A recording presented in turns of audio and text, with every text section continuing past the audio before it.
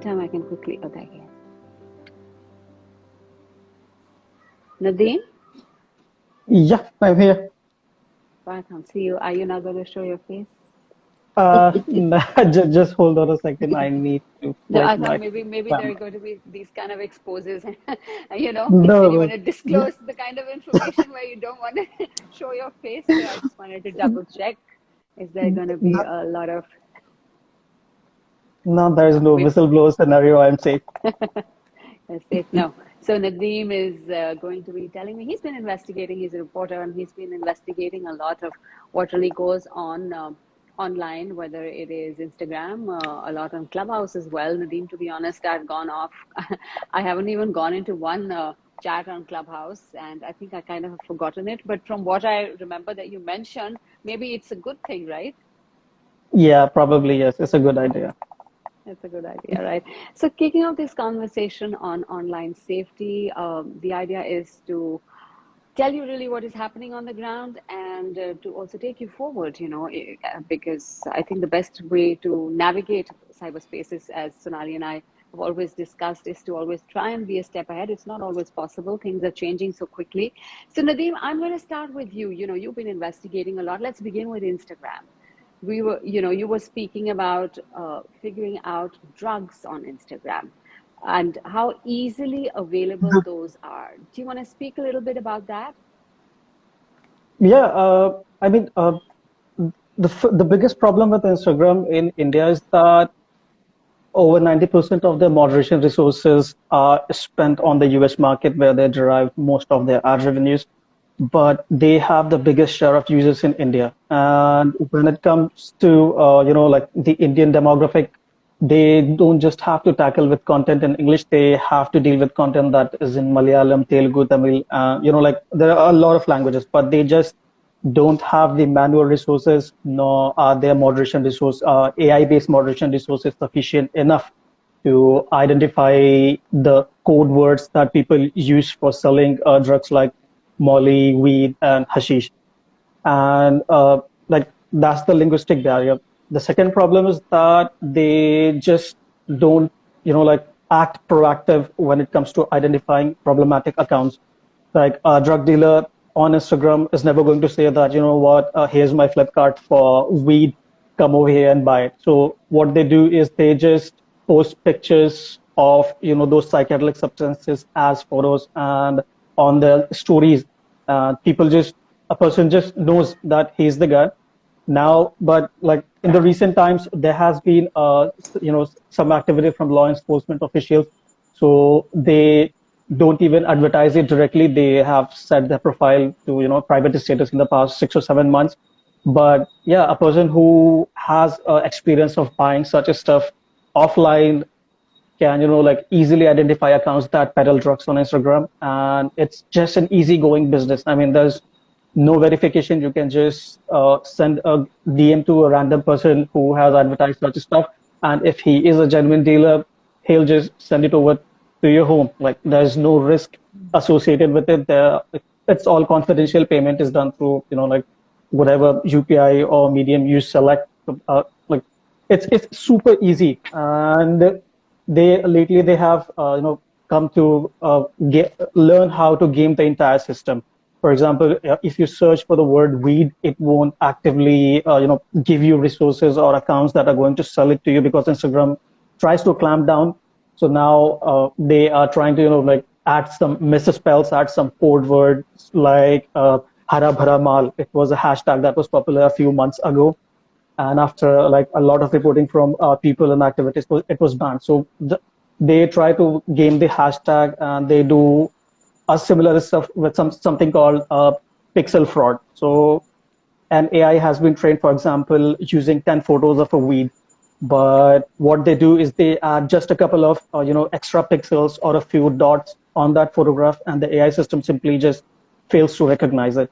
So like it's a whole scenario where they are trying to game Instagram's algorithms and its AI detection modus operandi with like just manufacturing fake images using all the tools that are at their disposal. So I mean it's just a wild west. And trying to stay safe on the platform is going to be particularly tough, especially for teenagers who are new to the platform. Okay, that's a lot to take in right now. But I think, firstly, Nadeem, I think your picture is frozen. I didn't want to interrupt you because what you were saying was so fascinating. But I think your image is frozen. If you're okay with it, we'll just go with the audio. But Sonali, you heard that. You probably know more of all of this. Do you want to add anything to what he just said?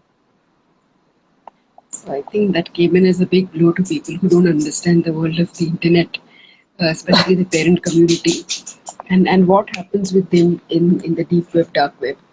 I'm glad Nadeema shared this, and this is the lingo that children use today, so that parents like us don't understand what is happening in their worlds.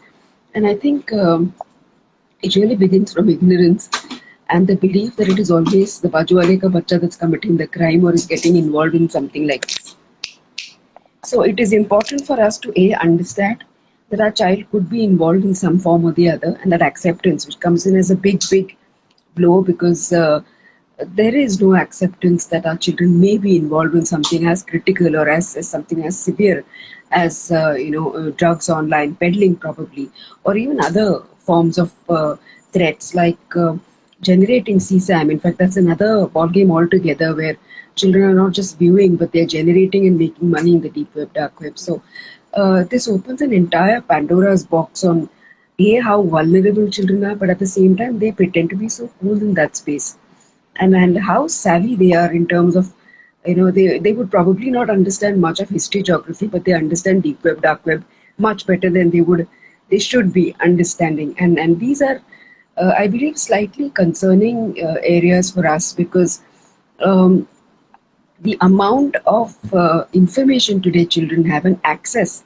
children have today to substance abuse, to probably all kinds of weapons in the deep web. So we've had like an eighth grader guy coming in telling us, yeah, all that you talk about online safety is great, but you kind of ever need weapons or drugs, just give me a call, I'll manage them for you. And it just beats the purpose, because they don't understand the gravity of the situation, or probably the consequences of their online behavior and what this could land them into. So I believe this awareness needs to begin very, very early. We're not talking about children who are 10 plus, they've been there, done that. It needs to really start very, very early. And I think influencers like Nadeem can set the trend. They look at us from a very parental perspective. ये aunty आके कुछ बताने वाली है और इसको कुछ ज़्यादा मालूम नहीं है, फिर भी वो बात करेगी. But when it comes in through a peer influencer, I think the impact is tremendous. And I'm so happy to share that we have so many children like these whom we'll be able to build as either responsible gamers or responsible netizens, who've been able to pledge that they will use the internet safely, and not get involved in something that could be detrimental to them. So this is a trend, and this needs to be set in very, very early, as my opening thoughts on it. So Nadeem, when you go about investigating all these issues, whether it's drugs, whether it's sleaze, or whatever, how easy or tough is it for you to break in? It depends on the kind of cases or the evils that you are looking into. Like, for example, if you go about checking the drugs marketplace on Instagram, so some of them are very eager to conduct their business, so they don't even bother trying to verify who you are, or if you are a person from law enforcement agencies who is trying to catch these culprits and everything. So you just give them a DM, their response. In some cases, they ask you to follow back on their profile. They check your profile for any kind of suspicious activity, and then they don't like do the actual transaction via Instagram. They ask you to come to a secure platform like WhatsApp or a Signal, so that they can delete your chat as soon as the business is done, and that's how it goes. But lately, Instagram has become hub to a lot more worse problems. Like, there's this whole buzzing marketplace of like soliciting sexual services on Instagram. You will easily find accounts that have pictures of girls. Some of them are actually men and women who are soliciting such services. They use hashtags. They put all the details in their profile, like I offer these services in Delhi or Bangalore or whatever it is. And then there are accounts who actually try to catfish women, especially young girls. They lure them into conversation. They have, like video chat conversations. And as soon as those conversations end, they have been screen recording it. They try to start blackmailing the victim. They are going to sell those videos to pornographic websites, and they try to milk money. So this is a huge problem, and it's not a new problem actually. I talk to a lot of people who have been seeing such problematic accounts on Instagram, and they say that it dates all the way back to 2018 and 2019. And with the pandemic starting, the number of accounts that offer such online services has just skyrocketed beyond imagination. I mean, they are not even trying to like use hidden code words or hashtags.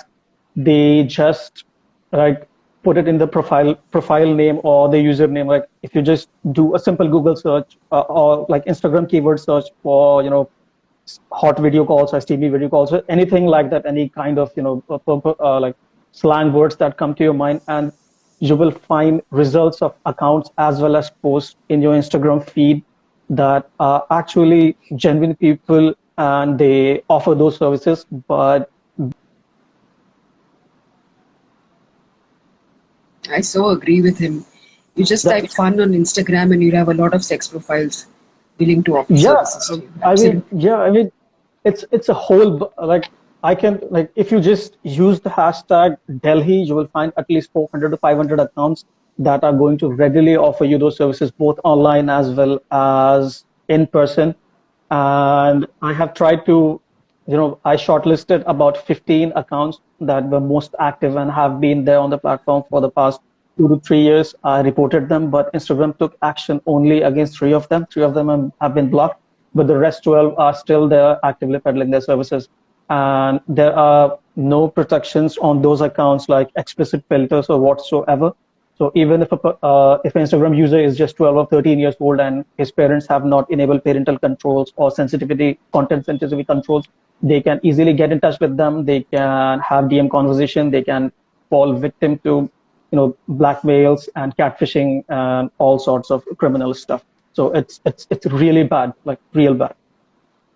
So, I mean, Sonali knows I've written a book on all of this, a book called Stone, Shame, Depressed. But even then, listening to you, Nadeem, again, I'm quite gobsmacked, to be honest, because I have investigated a lot of this, but the way that it keeps unfolding and that age keeps going down and down, Sonali, it just you're never really prepared for it, are you? Absolutely. I don't think we'll ever be, because technology is hitting us at jet speed and we are not equipped at all.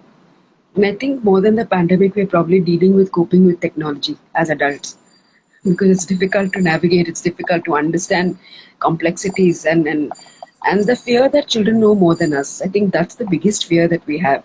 But because they know more, they probably will do a lot more, which we will never be aware of, we'll never be able to take control of. So as a parent, you'll always want to control a lot of behavior that your child displays. And this is not displayed, this is not seen at all.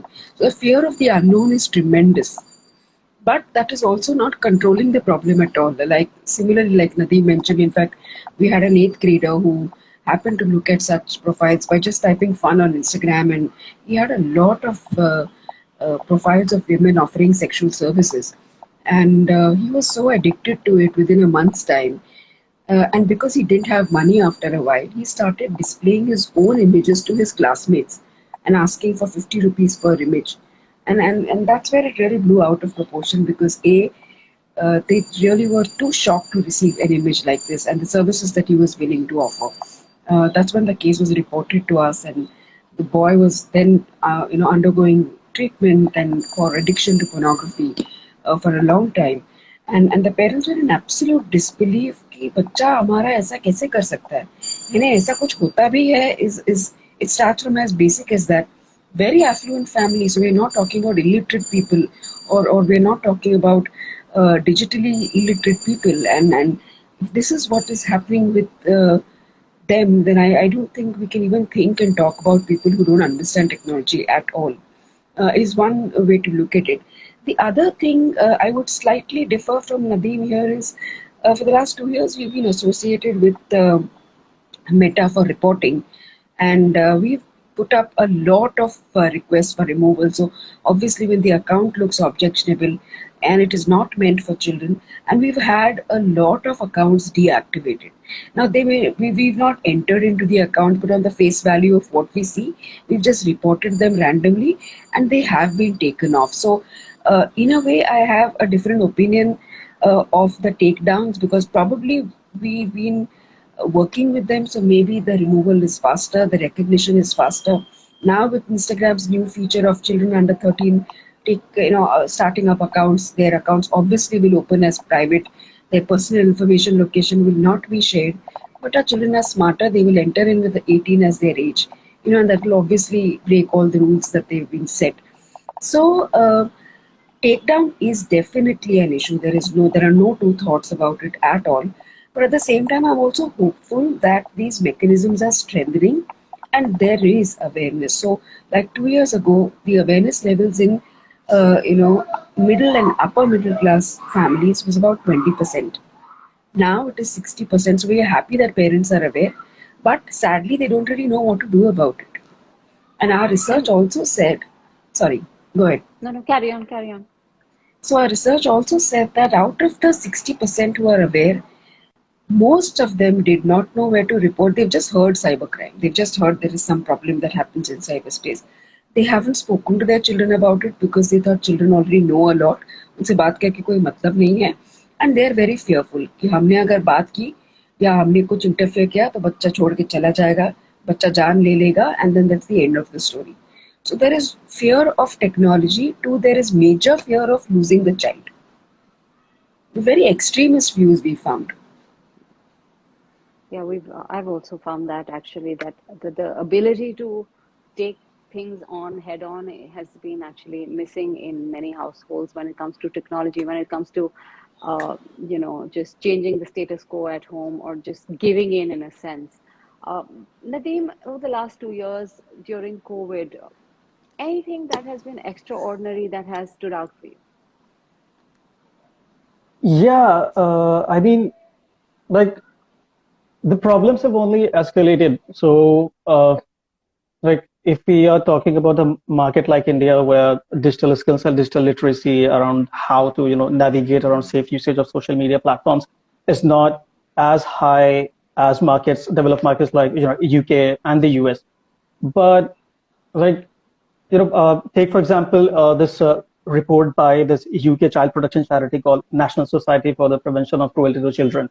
And for 2 years in a row, in 2020 and on 2021, they ranked Instagram as the platform that was most favored by bad actors for grooming children for sexually exploitative activities. So it came as a huge surprise because the UK government has been spending a ton of money and resources on educating both parents and children. They are even discussing, mandating nationally validated identity cards for setting up accounts, especially for minors in the UK. But despite all those efforts, all those awareness activities, it is still a huge problem. Even the US FDA declared, drugs pandemic in the United States over the fentanyl overdose deaths, targeting especially teenagers in the US. And that has been happening for at least the past 3 or 4 years. And Instagram and TikTok are the two most platforms that are playing an active role in that whole epidemic. So that's the biggest surprise for me, because we can't even possibly fathom the level of damage that is being done in India is mainly because of two reasons. First is the lack of digital awareness, and the second is the lack of communication between Indian parents and their children when it comes to discussing sensitive topics like sexual education, drugs abuse, and all this kind of stuff. And the other problem that I noticed is that, see, these companies, Facebook especially, they spend millions of dollars every year to, somehow try to cleanse their brand image. So if you have a platform, if you have a charity or an NGO, and you reach out to Meta and ask them to remove certain content, or accounts that are violating their policies, they take a much more proactive stance. But if you are just a regular social media user, if you don't tell them that, you know what, I am a reporter or something like that, they will just treat you at the face value. And this is a problem that was reported by Washington Post last year when Frances Haugen came out with all those whistleblower claims. And they do maintain a hierarchical list of accounts. They have a whitelist for high priority accounts, celebrities, and all such people with huge following, that if they lose their account, they receive priority assistance. If they want some problematic content or copyright striking sort of activities, they get it done in just a couple of days. But if you are a regular person, they won't pay heed to your complaints. There are actually online services that are going to charge you $30 or $60 if you lost your account, and they can get it returned back to you within just a week. But if you are a regular person, it is going to take at least a couple of months, and even then Facebook or Instagram is going to ask you to furnish, government issued identity cards to show that you are actually owner of the platform. And the same happens with reporting. And this is not something exclusive to Facebook or Instagram, but since they command the biggest share of users in the entire world, they at least need to do a lot better, because Twitter is a lost case. The same stuff is happening with Twitter with all the violent content, and I mean, they don't have any protections against the spread of sexually explicit content on Twitter. So that's just part of their policy. But all. I think I've lost his audio again. He's back. Yeah, so actually, I am in Dehradun and we have a really, really bad internet connection. No worries, So, no worries. yeah, apologies for that.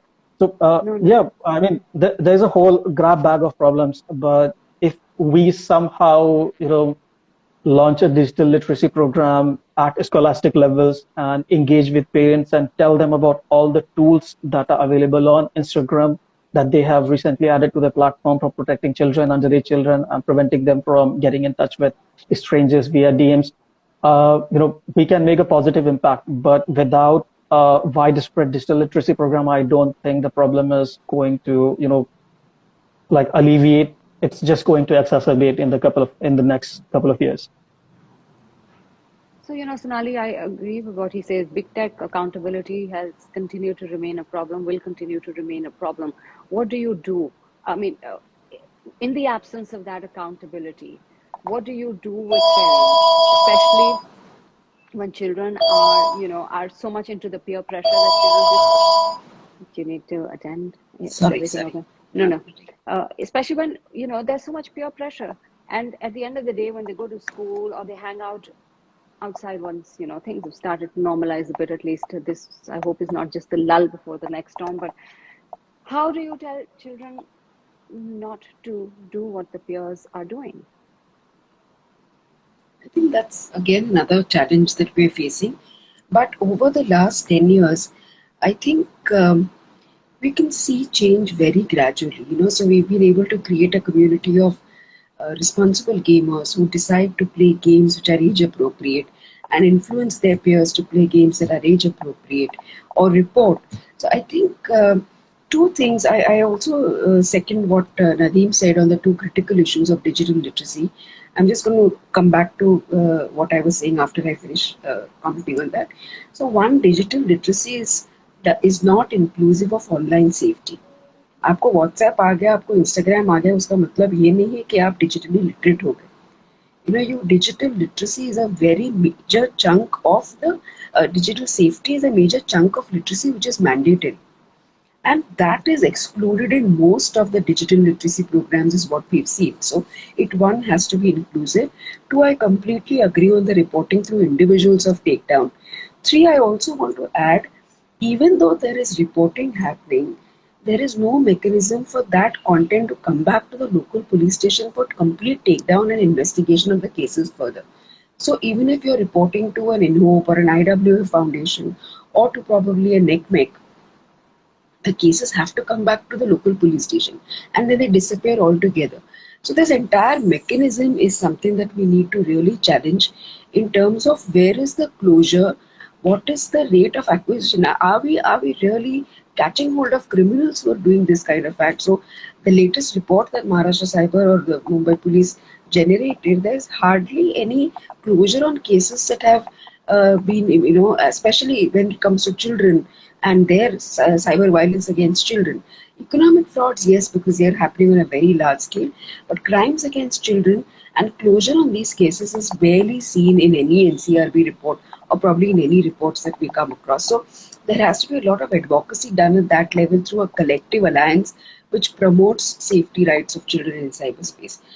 Coming back to peer pressure, I think I think we've also seen a lot of positives. I definitely cannot say that we've just seen the worst or probably will be seeing worse. When we justify to children in a manner that they are convinced. हम क्या बोलते हैं बच्चों से, ये मत खेलो, ये बकवास है, तुम मर जाओगे ये गेम खेल के, या ये सब खेल रहे इसलिए तुम खेलो, तुमको कुछ अकल नहीं, ये बंद कर दो पहले. Are we justifying the age appropriateness of the game? Are we justifying what threats the game poses? Are we justifying what is the maturity of the game? So hardly people are aware that PUBG was 16 and plus, played by 7-year-olds in India. Discord is 13 and plus, the whole world is on Discord. So while we don't justify, why, how can we convince our children कि आप 18 साल के नीचे drive नहीं कर सकते, आप vote नहीं कर सकते? It's a rule, it's a law, and we have to abide by that. Similarly, when parents justify reasons of not doing certain things on the internet, and when this justification or this communication starts in very, very early, I think that's where you set a culture of hygiene, which is not just offline, but it's also online. And I think cyber hygiene is something which has to be looked at very, very critically from childhood.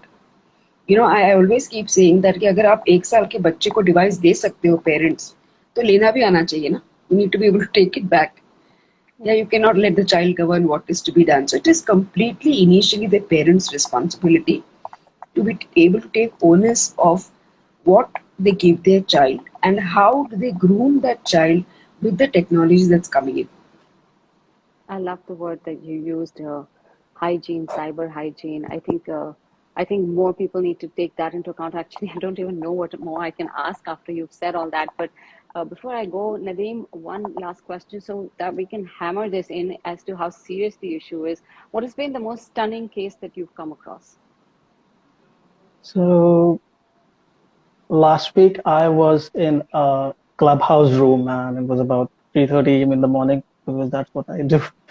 So people were talking about the name of the room was set after a girl's, and there were at least like 170 people in that room, and they were just talking smack about a woman, and like they were chatted about someone exchanging money and a Google Drive folder being shared with a lot of other users on Clubhouse. So I just started sending a random back channel text to a lot of people in that room.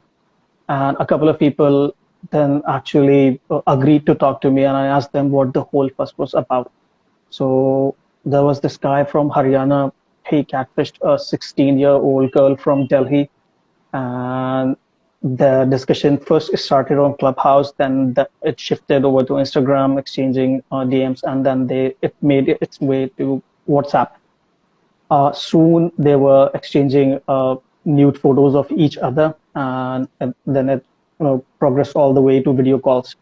That guy recorded all those video call sessions, and he started blackmailing the girl. Then when the girl disagreed to pay him the ransom amount because absolutely she couldn't afford paying 2 lakh rupees to a person. So that guy somehow stalked a social media profile. He started sending those videos to her friend, and then he sent the video to her brother. Now, like, the girl, shut off all her social media profiles, but some people kept making fake social media accounts in her name and kept reposting those videos and those explicit photos despite multiple takedown requests. One account got deleted, the other one rose up. And then that fateful night when I was live, they were actually auctioning that Google Drive folder containing all that sensitive media for just 100 rupees a pop.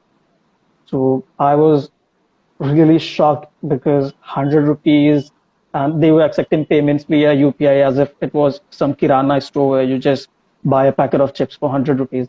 So the value of a person's dignity, especially a 16-year-old girl being destroyed openly on an open clubhouse chat, where people were actually sending those 100 rupees payments because the person who was auctioning them, he was constantly updating it profile picture with WhatsApp screenshots or Paytm screenshots, like, you know what, see, this guy just sent me 100 rupees, and I actually shared the drive folder link with him. So I was like shell shocked, and I just didn't know how to keep my sisters safe from this whole online social presence and the menace bad actors have created. So it was horrible. I don't even know what to say. There was no way to report it. You can't do that on Clubhouse because Clubhouse's Clubhouse. policies say that they record conversations, but there are, like you just go on Twitter and look out for problematic Clubhouse chat recordings, and you will find thousands of videos where people are discussing vile things that are grossly demeaning, misogynistic, sexual in nature, or just, spreading hate all over the place. And they just exist, but Clubhouse hasn't like taken any action against those rooms. Some accounts were suspended, but the bad actors keep coming back under the guise of a different username. So it's just a looping cycle that is really, really hard to control. Yeah, I mean, I remember the time when the boys' locker room incident had broken. Mm. The whistleblower actually told me, Sonali, that this is, ma'am, just one of the ones that you have heard of. There are so many Yeah. other that are constantly in motion, you have no idea.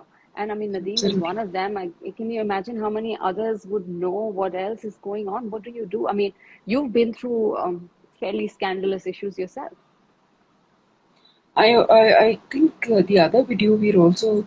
Uh, I'm just a little skeptical whether I should share this, but live rape videos, and they're being sold for 25 and 50 rupees, and Yeah, on it's Telegram. on Telegram, on WhatsApp markets, Mm. and they've been reported although, but places like Clubhouse or other platforms, you can't really do anything about it. And I think it's just contributing to building a society of people who are, I would say, sick in the head. I don't know what else to call them, because if this is what they're growing up seeing and hearing, how the hell are we going to reduce the crime against children and women ever? Because if this is what is setting perspectives into their heads and minds, God save us. I think that's really, really scary at one end. Um, Yeah. This sorry, go conversation is ahead. really the beginning of a conversation, actually. Really, really. I have to pack up, but this is really, I mean, there is just so much that needs to be done in this space. There is so much of collective effort that needs to be taken in this space, and we've got children who have been allowed by their parents to get onto Instagram and to get onto Fortnite or whatever, wherever, at a very young age, being able to manipulate their ages and in a hurry to get onto social media, and without realizing the repercussions, without realizing how to harness it. um, Sonali, anything else you want to add with?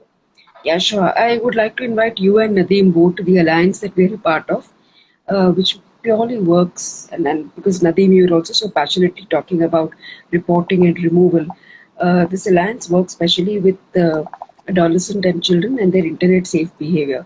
So this is a global alliance. This is also a national alliance where a lot of research will be conducted in the last next 1 year.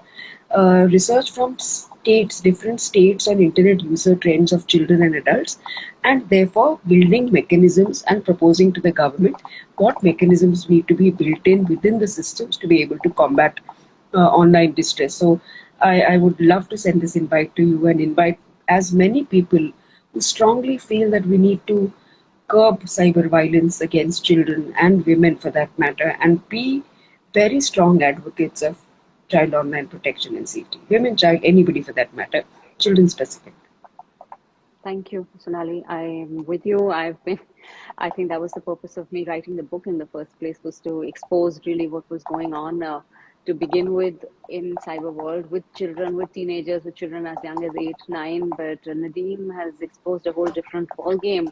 As I firmly believe that, what I wrote 2 years ago, a year and a half ago, will become outdated. The way things change and the way things move so quickly in cyber world that, the fresh challenges and there are fresh attacks that come from all kinds of places. As the new Clubhouse wasn't there that time. But Nadeem and Sonali, thank you so much, both of you, for taking the time out today. I would have loved to carry on this conversation, and I'm sure I'll get you guys back again. This is a conversation, as I said, it's just beginning. I mean, there is no way that, we cannot have more conversations because it's so important to create awareness, firstly, of what is going on. Action can only be taken when there is awareness. So both of you, thank you so much for joining me today. Thank Just you, one guys. suggestion I'd like to make. You will have to write a book every year. I don't know.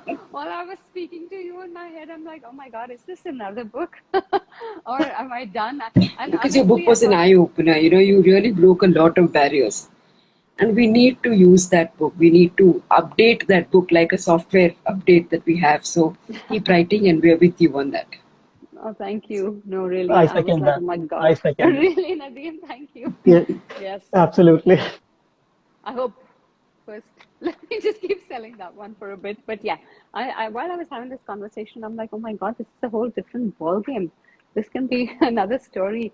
Although I had promised to myself, I've done with this topic for a book and no more of it, but never say never, right?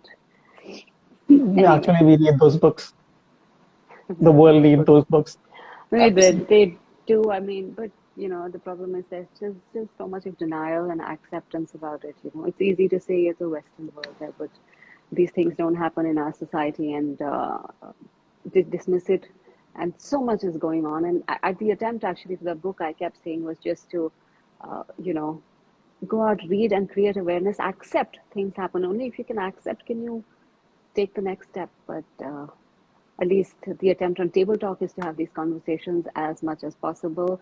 So I'm very glad you guys could take the time out. And thank you very much, both of you, for this very eye-opening conversation, Sonali and Nadeem. Thank you, guys. You're Thank you welcome. so Have a much. nice day. Take care. Thank you. Pleasure You too. meeting you, Nadeem. Let's stay connected also. Yeah, sure, absolutely. Thank you Okay, so thank much you. for this opportunity. Thank you, Bye guys. bye. Bye bye. Thank you, guys. Bye.